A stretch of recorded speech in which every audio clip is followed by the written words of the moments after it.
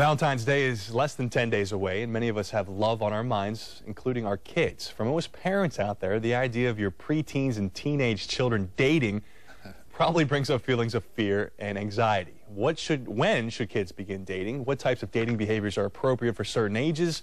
A lot of questions, and here to tell us some of the answers to those questions is licensed social worker and president and CEO of Daniel, Jim Clark, this morning. Good morning. Good morning. Valentine's Day, a lot of love in the air. A lot of love in the air. This is a scary topic, especially if you're a dad of a daughter. Well, that's when you buy your first gun. So it is. You know, biologically, changes are going to happen with children's bodies, and physically, before you see it, that age of maturity is already happening and certain things are going on in the body, and it's really important for parents at that time just to have that conversation. It's a good time to be aware of it, and what better time to talk about relationships than Valentine's. Right. The first crush I remember having, the first physical attraction was her name was Carol. It was third grade in elementary school. I mean, I didn't talk to this girl for like the next 3 years because I was terrified, but I still had those feelings, and that was a young age. Right. So these kids, I mean, it happens pretty quick. Oh, it happens. You know, preteens, 13-year-olds is very common. In fact, for boys, 13-year-old boys, they really start to look at relationships for a little bit,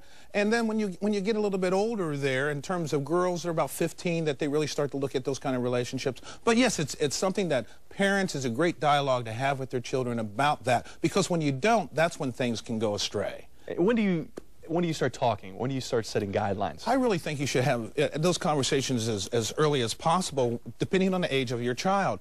Typically, people look at dating around 16 in terms of one-on-one. A clinical psychologist will tell you prior to that, children in their preteens, they really should be involved in group kind of dating events, going to the malls, perhaps to the movies or school events. And that's usually what they do. That's typically what they do, and that's a very... And there's like 8 of them or 10 of them. It's a group. It makes them feel more comfortable. Sure, and it's also a very safe environment. And it's the beginning of understanding relationships. You know, what parents need to do is sit down with their children and talk about, you know, what are your curfew limits? What's the age? What's the age appropriate? Is it okay for a 14-year-old to be dating a 19-year-old? Those are really some of those rules that need to be talked about.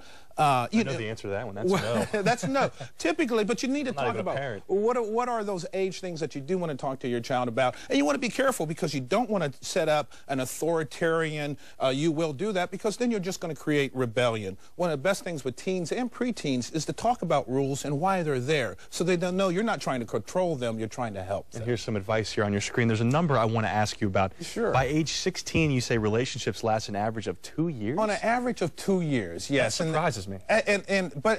But from 12 to 14, those relationships typically only last for about 2 months. And so that's why you need to be aware of that, and know that children can be infatuated, but it doesn't necessarily mean it's going to be forever. And think about it. Most high school relationships, they typically last for a year or two, and then they break and they go to college or they go in their own separate ways. So that's really kind of where you have that. And it's good to know those averages, so you don't freak out when suddenly you see your child is infatuated with the next door daughter. Well, you have a daughter. I absolutely do. When did you start having to deal with these issues? Well, how did you deal with them?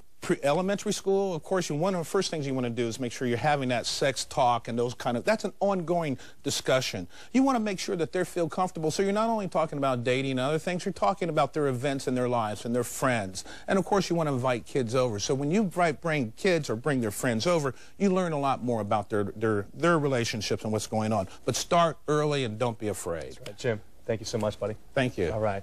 Next hour.